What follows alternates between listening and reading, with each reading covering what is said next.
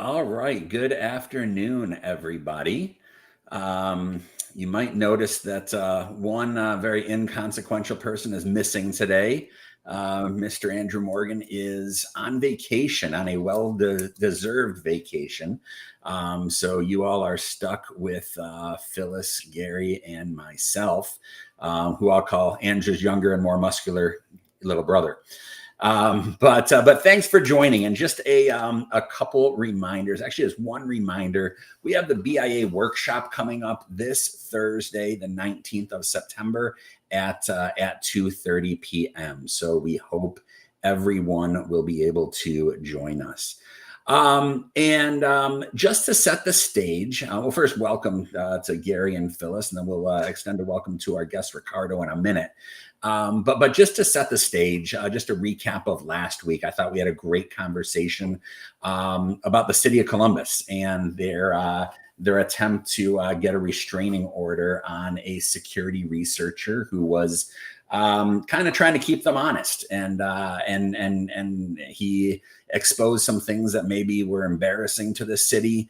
But he was doing what he thought was best. And I think the overall impression from all of us was we were in his camp. So we're not ready to circulate a GoFundMe just yet for his defense, but we are all cheering him on.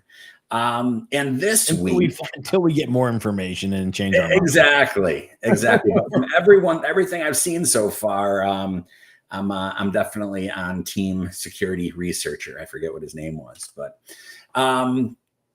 this week we're going to shift gears, and we're going to look into SOC2s. And I know that we're all familiar with SOC2s, both from an internal perspective for those MSPs that go through the process, but also from our customers' perspective and the help that we might as MSPs lend to our customers as they are going through the SOC2 process. So lots of you out there are working with clients who are preparing for either their first or a renewal SOC2 audit. And today we're going to look into how MSPs can become an even better resource for your clients, number one, and number two, differentiate yourself from those MSPs who might not be able to or have the wherewithal to help their clients through their SOC 2 processes. So our special guest today, Ricardo Pardo. He is a senior vice president and partner at ControlCase. So Ricardo, number one, welcome to the CyberCall. And number two, if you could share some details about yourself and your background and what you all do for your customers. Yeah, absolutely. Thanks first off for having me. So let me tell you a little bit about ControlCase. ControlCase is a multi-standard compliance audit firm. We've been in the industry for, this is our 20th year. I've been with ControlCase going on 10 years at this point. And we're a global presence, right? We have offices headquartered here in Fairfax, Virginia. We have offices now in London and UK, in Barranquilla, Colombia, and Mumbai, India. We just expanded into Australia. So we're trying to set the stage globally. Like I said, I started about 10 years ago as a PCI QSA. I then went into SOC, specializing as a SOC auditor. Then started heading up the ISO and SOC industry here. And then finally now I'm tackling everything that is SOC globally. Excellent. Well, welcome to the CyberCall. Hopefully this is the first of many times we'll have you back. So with that, unless Phyllis and Gary, you have anything else, why don't we get started? No, I'll just say we got to stay on schedule today because I don't want to be late for my Eagles tailgate. It's an 8 o'clock game, so I got to leave by like 2:05. Perfect. In order to get down there. So go Birds. Okay. So let's dive right in. Can we just start with the basics? Because not everybody here is familiar with SOC certs. SOC 1, SOC 2. What's the difference between them? Okay. So funny thing is, there's two things that throw everything off, right? You didn't know you were teaching elementary school today, did you? You No, thought you were teaching a master's class? no, this is great because it's those little things that create a lot of issues, right? Lots of headaches for people. So there's two types of SOC: SOC 1, SOC 2, and then two types, right? Type 1, Type 2. And the type is really just about how it functions. The SOC 1, very heavily financial, right? Based on financial controls or around the IT security of financial systems. The SOC 2 is on internal controls as they relate to trust service criteria, and we can talk about the trust service criteria in a little bit. But the type 1 versus the type 2 really is about the first time around, when you're just getting started with SOC, usually go for a type 1. It's a point in time report. It's, are your controls present or not? And that's it, right? So it's a very much more achievable process than a type 2, especially for your first time around. Gotcha. And so if you're an MSP or any company, any SMB, you're seeing most people, they would make the logical decision for type 1. That's the first step you would take? It is. We have organizations that feel they have adequate maturity in their controls and want to delve right into the type 2. But many times that creates hiccups, right? That creates that learning curve is not there. So it just throws a little extra mud into those wheels, right? Wheels start churning at that point. Yep. I have a question, Ricardo. I had heard that like if you pretty much pass the type 1, then you will pass the type 2. Is that true? Yeah, not so much. Not so much. Is it true the other way around though? It is. It would be true the other way around, right? Yeah. So normally you would do a type 2 every year after a type 1, unless there's major changes within the organization, right? If there's major changes, maybe you want to go back to a type 1 and you kind of set the stage and then you start growing again. But the type 2 is really now, okay, so we've identified in the type 1, the controls are present, but in type 2, are they working the way they're designed to be working over a period of time? And that's really when a lot of the conversations really start. Got it. Thanks. Okay. Can you explain the 5 trust service criteria? Absolutely. So there's 5 trust service criteria. The first one, called the common criteria, is security, right? You can't have a SOC report without security. And I like to kind of throw in the analogy of the medical office, right? When I go into the doctor's office, I'm at my most vulnerable, right? Talking about things and showing things and what have you. So I want that door to be secure, right? It's all about not letting anybody into that room at that moment, okay? The second one is confidentiality, and it's about everything I just discussed with the doctor, right? All my little health secrets and whatever the case may be. I want that information to be kept confidential, right? So now that I've shared it, what happens with my chart? Who has access to my chart? What are they doing with my chart? Can they share it anywhere outside of that doctor's office, right?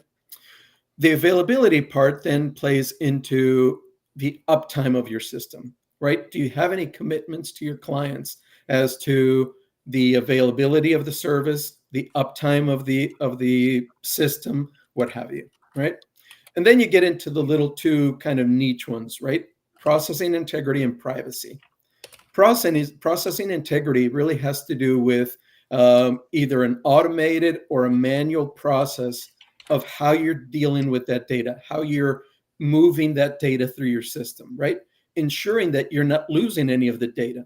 That's the biggest key, right? Think about it this way. If I go in and fill out a questionnaire of some sort and it asks for my name, for my address, my home phone number, well, what happens if I put my phone number in my address field or my social security number in the telephone field, right? It could happen, but then is there a way within the system to capture that and go, something's not right there. That's not the logical process for a phone number or for a social security number and address, something of that nature, right? So that's processing integrity. And then privacy has to do with privacy as it stands, right? Think GDPR, think CCPA. If you're going to share as an individual your data with the system, with a company, what's going to happen with that data? Well, first you have to have an opt-in, opt-out choice to be able, before you even sign up. I need a privacy policy of what should be expected with my data. I should have the right to audit my data at any time in the future. All those things play into the privacy control. Gotcha.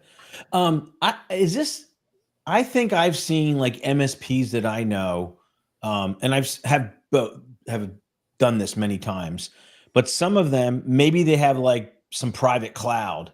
So they go through it for their data center, but not necessarily for the rest of the organization. Is that possible? It is possible, right? We can scope the engagement as broad or as narrow as you want. My big recommendation is always, as an organization, who are you selling to, and what's the what's the end result? If you're really just selling that private cloud, great, more power to you.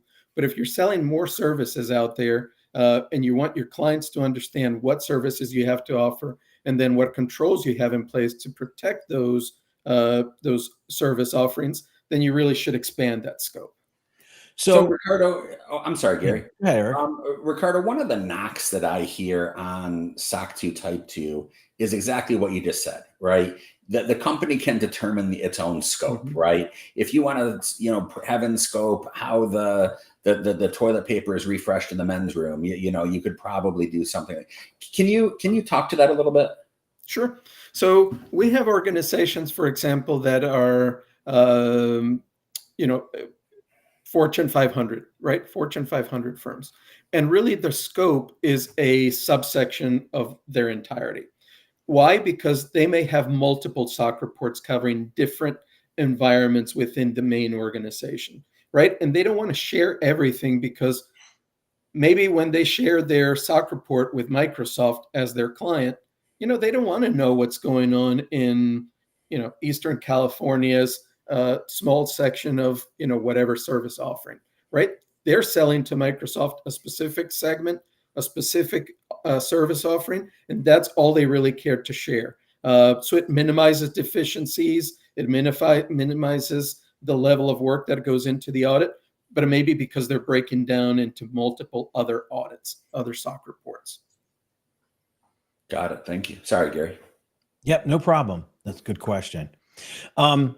So what are some of the common pitfalls that organizations face when they're going after SOC 2 Type 2? And then part 2 would be, based on that, how can you try to avoid these? Sure. So there's really, if we look at it, there's actually really two main things. And those two things are, first, not being prepared, right? Because usually it's not being prepared because you just don't know, right? You don't know what to expect in these types of audits. So the easy way for that one is getting with a firm that does know, right? A third-party audit firm such as ControlCase, doing a gap assessment, right? Start off with a gap assessment. Say, what do we have? What do we not have? What do we need to implement? What do we need to remediate? Let's talk about that before we delve right into your original question this afternoon, right? Why not delve into directly a Type 2? Well, because you want to take a step back, you want to set the stage, you want a good base before you really get going. So start off with a gap assessment. You should be in much better shape. The other thing is not setting proper expectations, right? A lot of firms out there say, I want to go into an audit and I want to have my SOC report in month, right? That's not proper expectations, because first, you have a lot of evidentiary work that needs to take place, interviews with management, with the auditor, so on and so forth, right? A realistic picture setting the stage is going to prompt you to be better prepared and go at this with a lot less headaches. Yeah. And I mean, I saw people here in chat talking about, Bob talked about how many hours. But I've heard, my customers talk about how many dollars, like what they thought it cost them to do it, maintain it. And, like, you really have to have a business reason, right? to do this. Unlike some of the other frameworks that we look at, where whether your customer requires it or not, like you should be IG1, like like those kind of things. So that's the kind of decision, and I'm guessing it's driven by your customer base, right? The kind of customers you have, what they require, and what if they have that requirement for their customers? Do they have to have an MSP? Well, that standard, or can they still, or not? How does that work? Yep. So when you're working with a client, right, or a vendor that is SOC 2 compliant, normally you want the trickle down effect, right? Because there's a process within the SOC audit that's called carving out, right? Hey, if you're responsible for certain of my controls, right, you as the vendor, why should I have to worry about giving you, the auditor, all this information about that? Right? You look at that SOC report and it clears it out. It carves it right out of my audit, right? So that's part of it.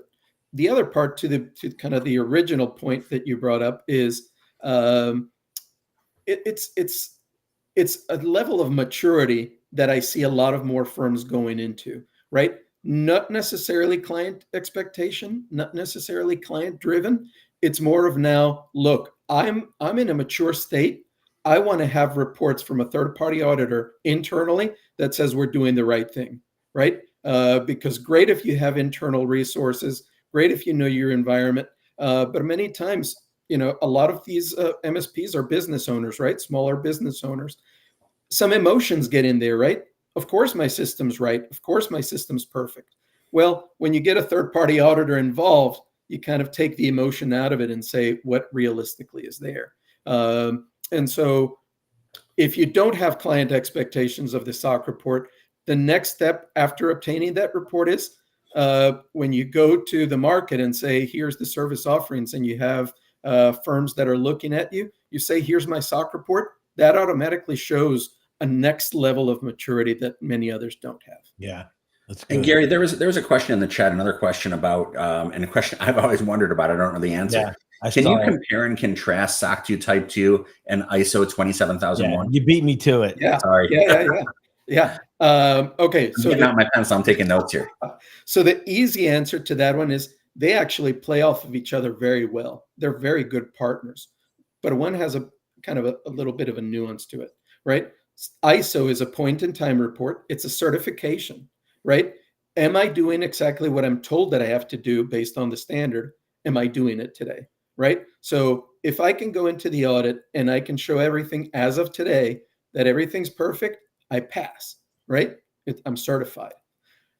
SOC says, hey, we want to take a look at everything that happened over the course of the last, 3 months, 6 months, 12 months, and the controls that you have in place for them. And we're going to showcase in that report the good, the bad, and the ugly. So deficiencies as well, we're going to showcase it in that report. You don't get certified. We're attesting to what's there. We're telling you and your clients exactly what to expect when working with you. And so with that, you really kind of get the next level up, right? ISO, you get certified. SOC, it just shows exactly what's going on through the period in retrospect. So are there different types of organizations that would use one versus the other, or is it really just a box checking exercise where sometimes ISO is required, other times SOC is required? I think that's usually the case, right? It's usually because it's a client mandate. Hey, we're ISO or we're SOC, so we want you to be ISO or SOC. And that's been heavily kind of geared in the past because of geographical locations, right? Anything US was more heavily SOC based. Anything international was more heavily ISO, right? I'm just familiar with ISO. When I had my MSPs, I found that most of my manufacturers were ISO. That too, right? That too. They're familiar with the standards, right? Familiar with what expectations are of them. So be it geographical, be it, manufacturing or automotive, or whatever the case may be. So ISO was their go-to standard for just about anything. SOC is kind of changing that up now. Gary, I know at least in my practice, my MSP and MSSP clients, if they're going to go through that attestation process, it's going to be SOC 2 Type 2. It's not going to be ISO. Do you see the same thing Yeah. amongst your Yes. MSPs you encounter? Yes. I wonder why that is. Yeah. No, I see that same trend compared to 10 years ago. Yeah. Where I felt like it was different. Can you talk about third-party audits, like, in the life cycle of third-party risk management program, especially thinking about the huge growth in SaaS, like where we are today, all SMBs compared to, 3 or 4 years ago? Sure. So if we think about SOC from a third-party audit firm place, right? It's critical, right? I just mentioned a minute ago, you take the emotions out of it, you get a third party involved, and now you're really looking at kind of, to a certain extent, right, the truth, right? Truth is uncovered. From a SaaS offering type of scenario, right? You now start to see where when I go to work with a vendor and I show my SOC report, I can very clearly see first what are the services being offered, right? When we look at the kind of structure of a SOC 2 report and we look at that section 2 and says, here's what we offer, right? Here's all the services, what kind of data and what have you. And then we'd look at section 4 and says, here's all the specific controls and how they were tested and what the result of those tests were, right? Deficiencies or no deficiencies noted. It becomes very clear what controls they have in place, what controls they have working properly, which for me takes away from the risk. And SOC in and of itself, the very heavy lift is on risk, right? The onus is on risk, eliminating risk, trying to avoid risk, so on and so forth. So, from your own risk assessment standpoint, having a third-party auditor is just reducing your risk ideally. Well, I'm going to pass it over to Phyllis, but I'm working on launching SOC 3. It's going to be much better. So Phyllis and I are working on that. Yeah, we'll man. More about it. That's right. Go ahead, Phyllis.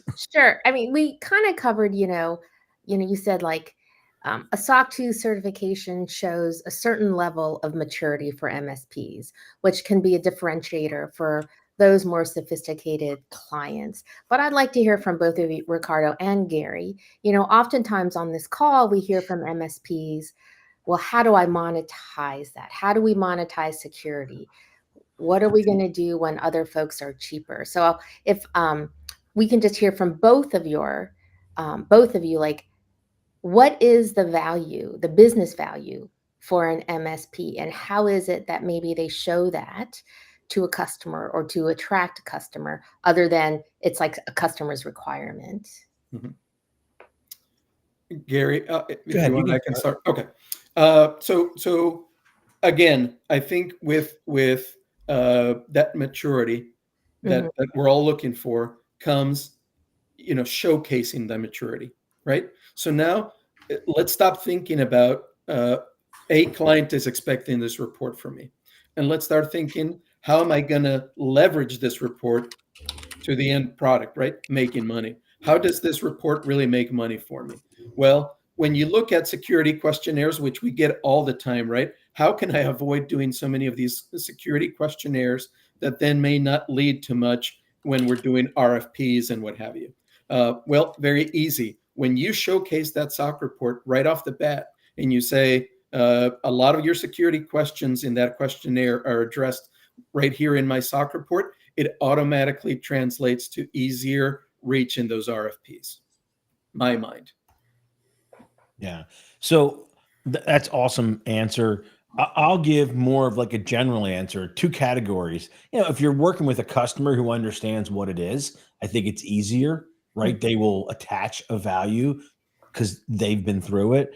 But many of the prospective customers we're going to deal with as an MSP are not in that boat. And so, look, this is a general conversation I have with my members over and over again, which is they sell an intangible, okay? And it's really easy today to have MSP just go in and list a bunch of services and list a bunch of products or features that they have. And it's really hard to differentiate. So the ways that we have to do it is really having customers understand your process and your maturity. So like with True Methods, what we teach about having delivery areas and proactive delivery areas as a way of explaining to a customer, this is why my customers invest more. This is why they get better results. This is another example to say, like, let me tell you what we needed to do in order to get here, including a third-party report.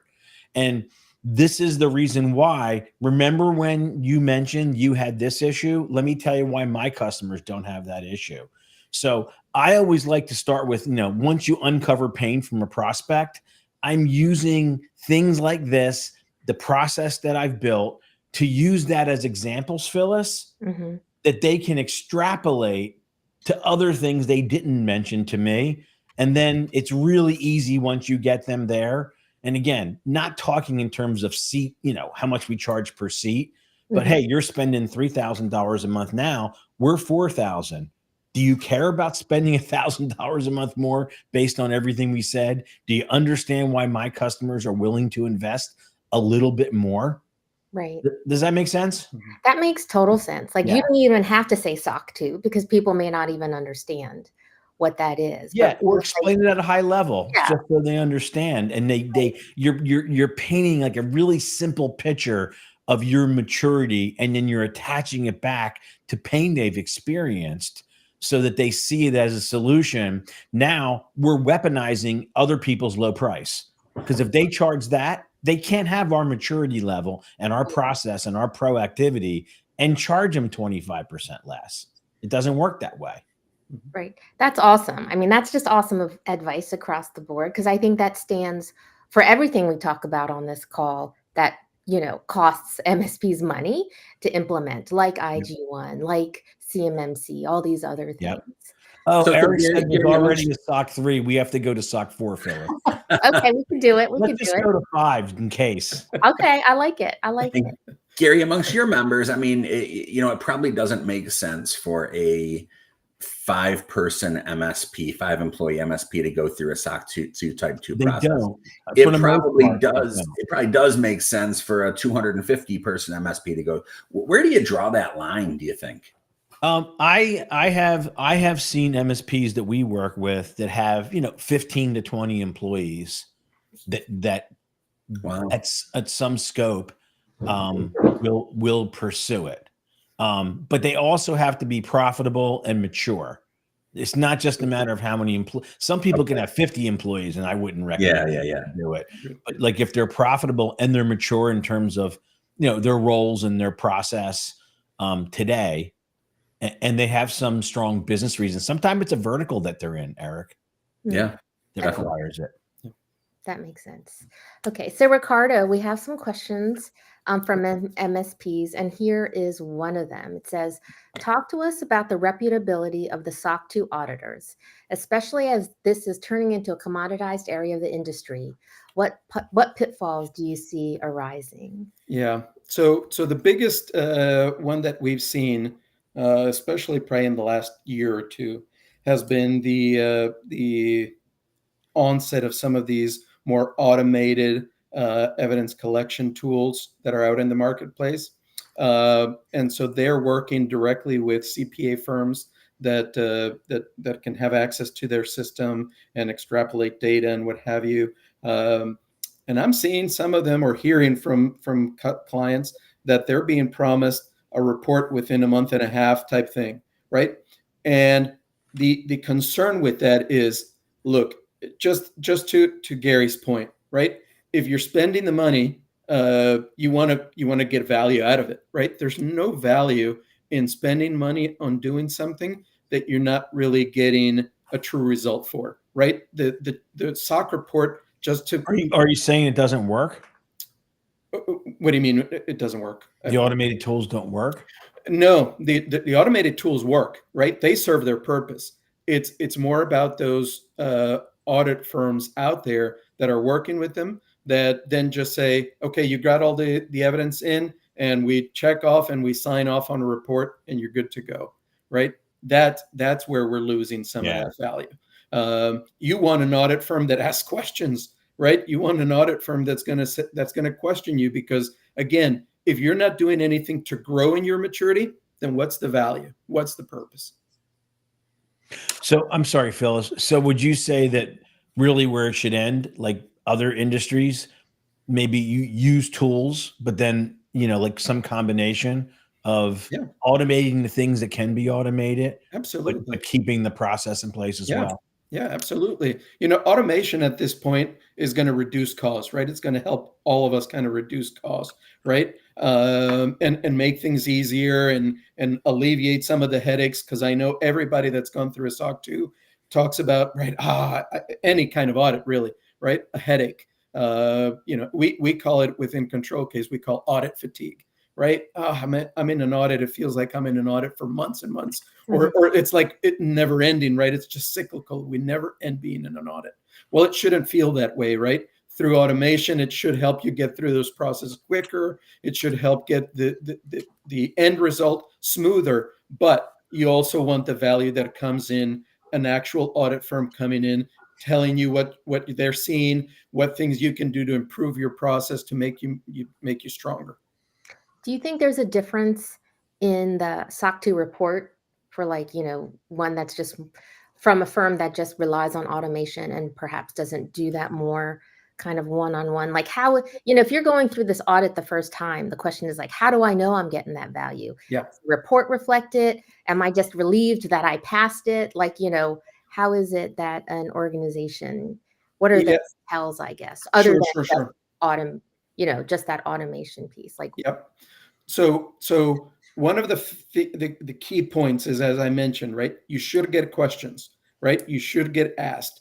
If you're not getting a lot of interviews, if you're not getting questioned on what evidence you're being shown, on processes, on your documentation, if you're not getting questioned, red flags should start to come up, right? The report, at the end of the report, it may be that you just have no deficiencies. Well, no deficiencies doesn't always mean a bad thing, right? But a constant no deficiencies in a report within an organization, again, could say to somebody, maybe we should look at this, because if we're not ever getting any kind of deficiencies, maybe there's something there. Maybe we're not getting something.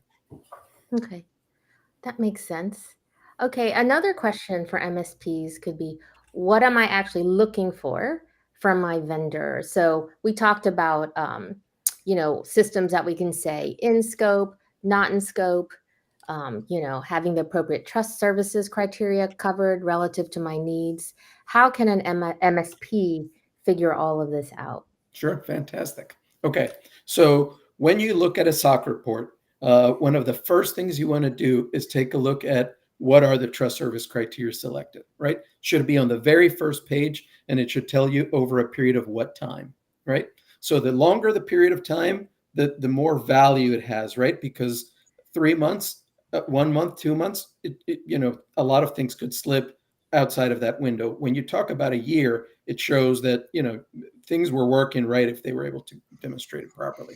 So you take a look at that and you say to yourself, again, based on risk, what do we need from our vendor? Do we need security? Do we need confidentiality? Do we need availability addressed? And so that should show right on the first page of the report. After that, you want to take a look at that auditor's opinion, right? What does the auditor opine on 3 things, right? Over the period of the time, on the effectiveness of the design, and on the design of those controls, right? So they should say on 3 sections, we agree, right? We feel that they did well. We feel that they did it correct, right? And then what you want to do is look at the description of system in that report and say, okay, these are the systems that we're purchasing from them, or we're interested in purchasing from them. And then you want to look down in the section 4 of the report to say, okay, how did those tests fare? When they tested those controls, Did they fare properly? Did they have any deficiencies in there? And those are the main things you want to focus on to see if you're getting the value from that report. Okay, great. Speaking of the deficiencies, does an audit report have exceptions? And if so, should we care? Should we not care? Does it have in there, how did the company respond? And then how can we reasonably believe that they did it okay with confidence, or for us to have confidence? And then how do we know, as a consumer, was this a good audit report? Was this a trustworthy auditing firm? How can we, as kind of that consumer of the Sure. So one of the easy ways, kind of to that second part, right? How do we trust that audit report based on the audit firm?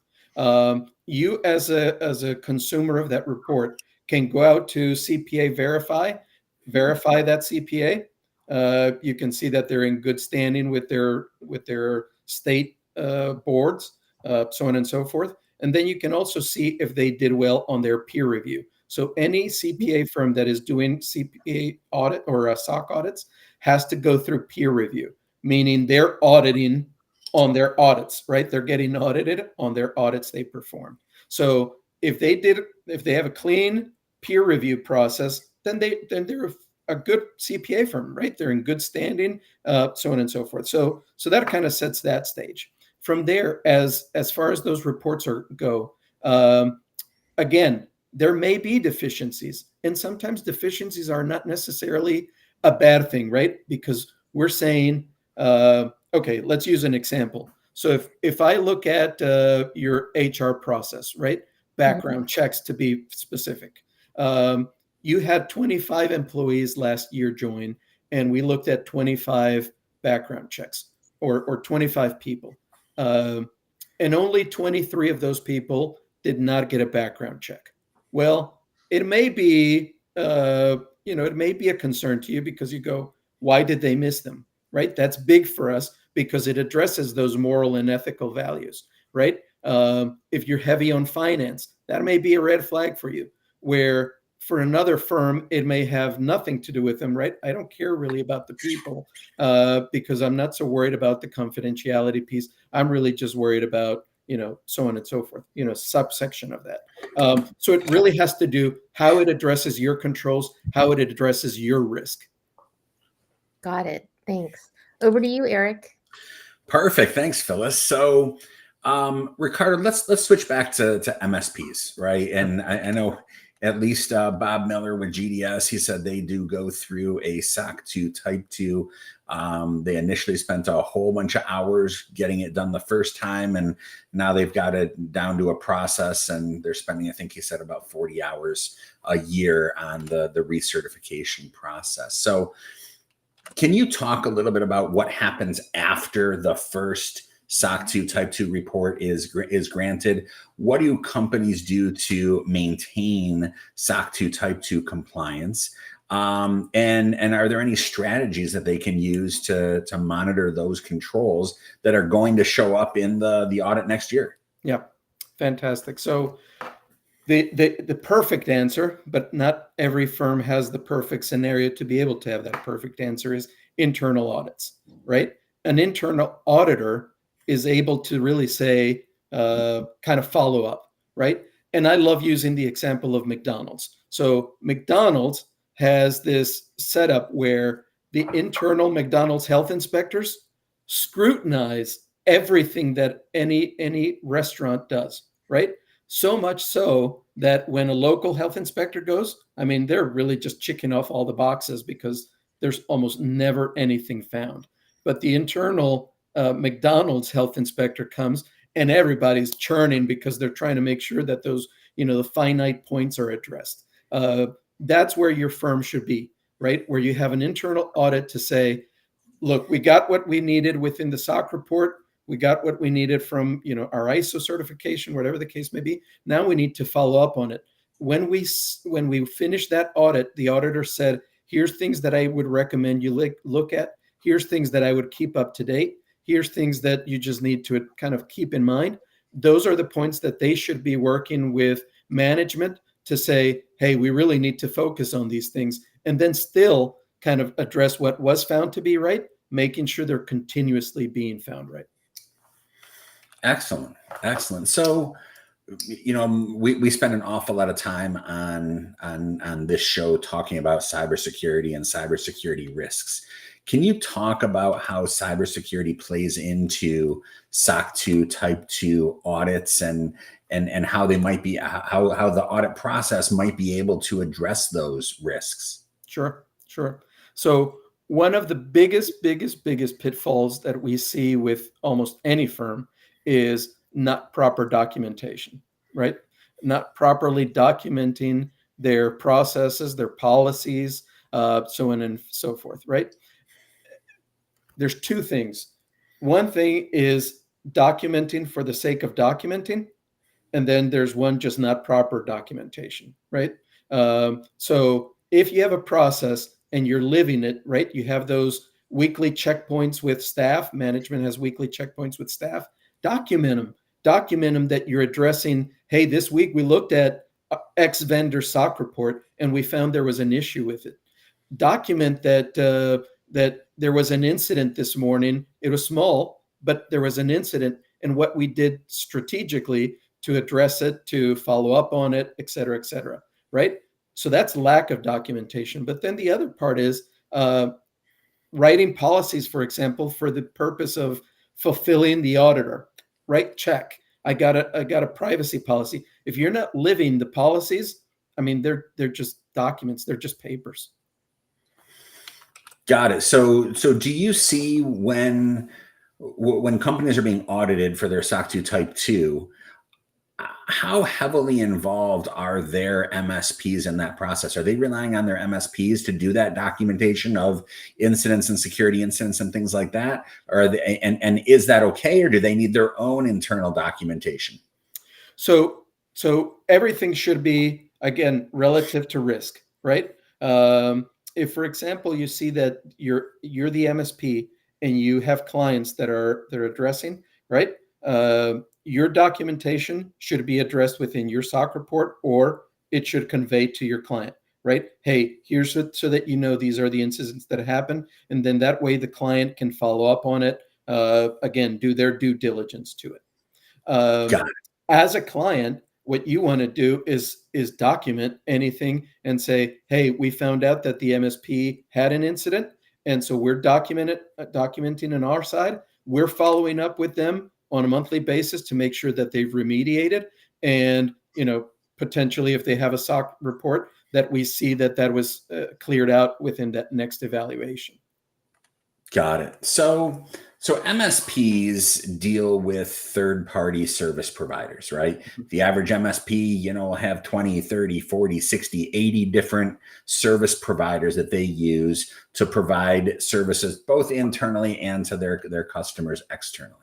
So can you talk for a little bit about the importance of a vendor management program and how SOC 2 Type 2 plays into that, right? Because I often see, okay, my vendor gives me their SOC 2 Type 2, check, right? What should they be doing? What should MSPs be doing as part of their vendor management program as it relates to their vendors and suppliers? First off, keep in mind, Eric, this is a good point of delineation.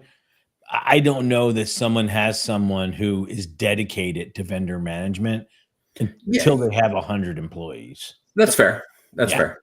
Yep. And so to that point, Gary, one of the easier things is you gotta kind of segregate your vendors, right? Knowing where your points of contention are, right? SOC looks at them as subservice organizations versus complementary firms, right? So when we look at it, we say, all right, Microsoft, they're a vendor, but do they have any security threat, right? Do they have any kind of threat within our firm?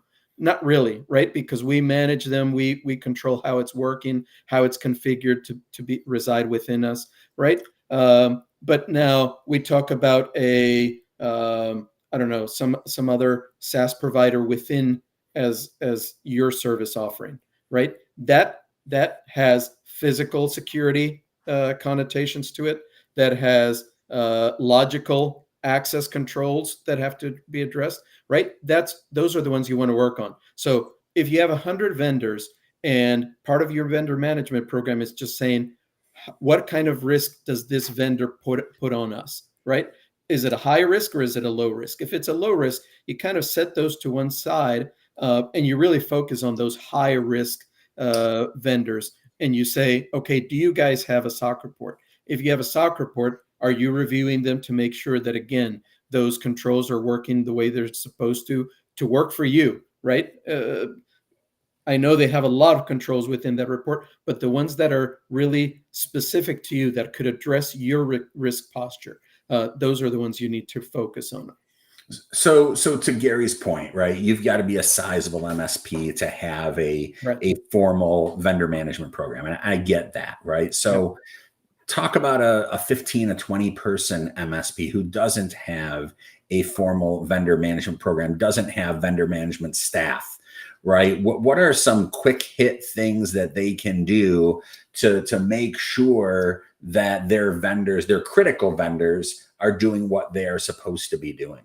Yeah, and keep in mind, they probably have the same amount of vendors as the person with 100. Yeah, and they're running 1,000,000 miles an hour with their hair on fire all the time. Yep. So the easy reach is, again, to what brought us all here and started this conversation today, right? Do they have something that addresses their security posture? Do they have a SOC report? Do they have an ISO certification? That's an easy low-lying fruit, right? Easy to grasp and say, okay, they're meeting at least the minimal expectations that we would expect them to have because they have a third-party auditor looking into their controls and they're working the way they're supposed to, right? From there, it's really about maybe not a vendor management program per se, but having somebody within the firm that just says, look, as we're going to spin up a new vendor, well, let's have somebody evaluate it, right? Let's go through a little bit of a risk assessment.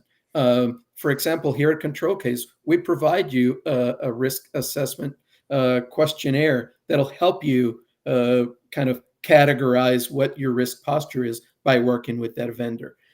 Or you can talk to, if you work with ControlCase, one of our SOC auditors will say, hey, we take a look at that vendor with you and say, hey, are you asking the right questions? Well, if you don't know, we'll kind of, give you the questions that you should be asking them, right? So that's kind of what should be there. Eric, and something for MSPs that I see to think about, we had this idea, everyone's looking for some new solution, and there's a lot of MSPs that solve something and they have this little startup, software company, and the majority of them fail or flounder, right? Because if you haven't run a high performing MSP, it's even harder to run a high performing, software company. But the point is, I know, I'm involved with some large MSPs. They have vendor management. They just can't look at a lot of those solutions for this, for this reasons. And they have to, and I don't think enough smaller MSPs, they're still in the old world, which is, hey, we're close to the ground. We found a better solution for this, without thinking through the risk that you're taking every time. The same way, if I'm an immature MSP, there's only certain customers I should be dealing with. It's not good or bad. I'm not making a value judgment. Yeah. There's a role there, but it's the same thing I think in the vendor community. Based on where you are, you have to be careful who you're dealing with. It's not just a I keep having this message over and over again, and I'll equate it to just SaaS providers. It used to be our technicians decided what was the best tool for us to use.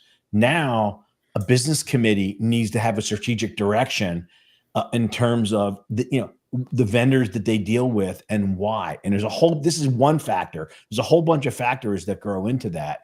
But if you're not changing the way you're dealing with vendors and you're doing it the way you were doing it 4 or 5 years ago, you're not going in the right direction, and it's going to be a price to pay.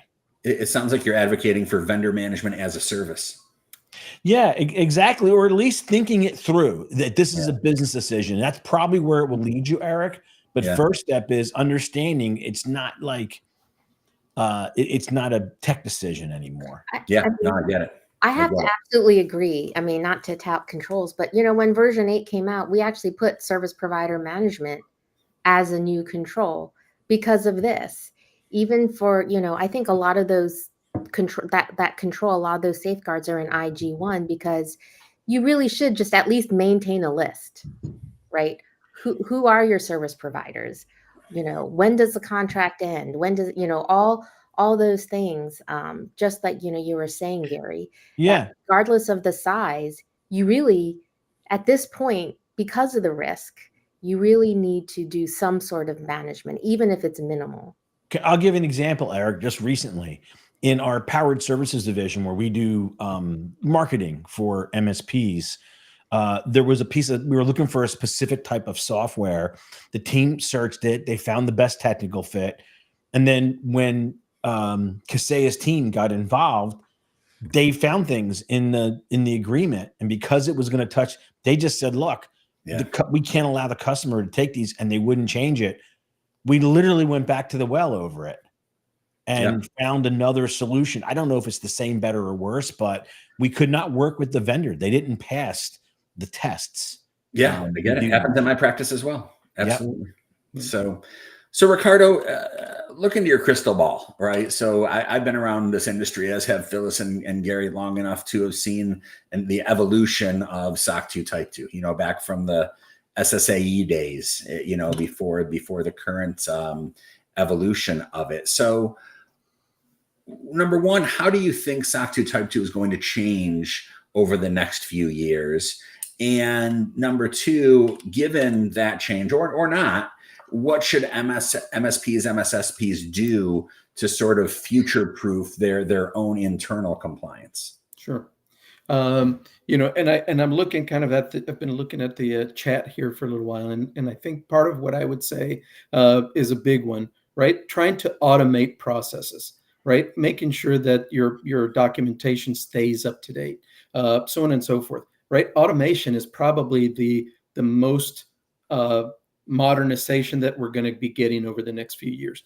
Add AI, add automation. Those are the key factors, right? Probably the key factors. Not only for documenting, but also AI and anything and RPA for finding and acknowledging holes to know when something wasn't done. Exactly right. So I think we're heading in that direction within ControlCase, right? Finding ways to automate solutions, to automate a lot of the factors that we do, and so anybody that's a consumer should be looking at the same, right? How to automate, to Gary's point. Yeah. Awesome. So we've got a few minutes left. Phyllis, Gary, Ricardo, any parting words? Well, I'd like to throw out a couple things. Again, ControlCase does this day in and day out. We do so many of these. And one of the points that we addressed just a moment ago is on, the practices of how we can help clients, how we can help MSPs, MSSPs, et cetera. When we work together, right, we don't feel like it is we call our customers clients, right? You're a client. You're not a customer. This is not a one and done type of thing. It is not a service for a fee.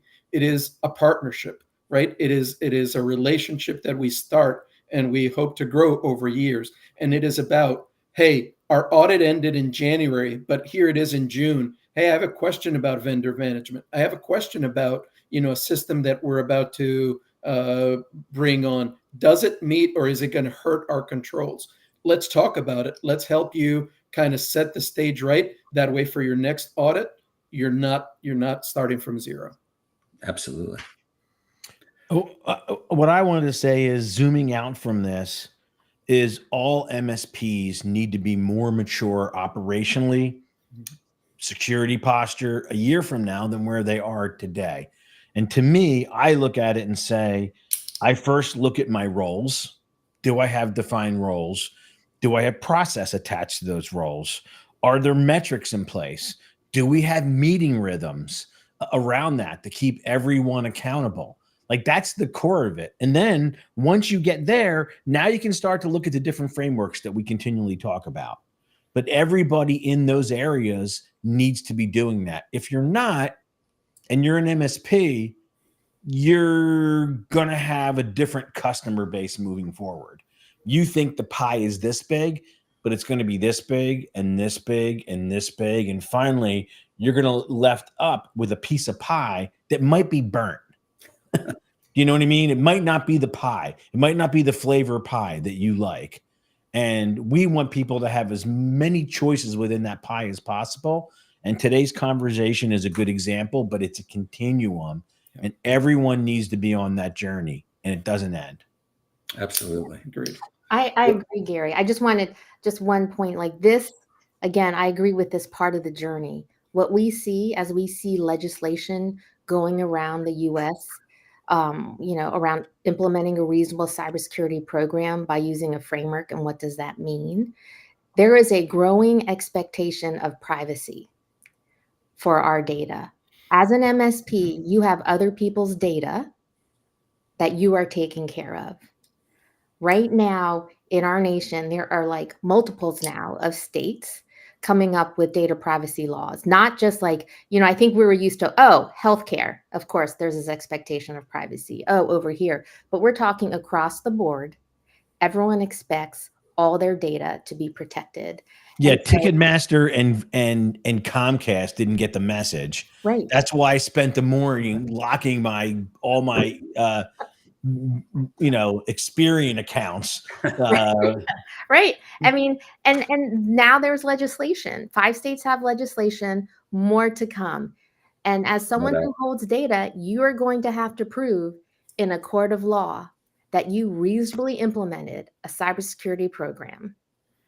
Plug, of course, controls is mentioned in many of those things, but something like a SOC2 will help you also. And so, like Gary says, it's a continuum. More and more, everyone's going to be held up to a higher bar when people's data is compromised. And hopefully we're ahead of it. Do you know what I mean? Right. Most of the times we're saying, okay, CMMC, and people are behind. But we're hoping we get to the point where we should be ahead of the regulation. We should be more mature, unless there's stupid things in it, which there always are. But in general, we should be more mature than the legislation. If we can't stay ahead of the government, who can we stay ahead of? I know. Seriously. Agree. Well, Ricardo, thank you so much for joining us this afternoon. Really appreciate your time and your expertise. Gary and Phyllis, thank you as always. Go Birds. And thank you, everyone else. I hope to see most of you or all of you at the BIA workshop on Thursday.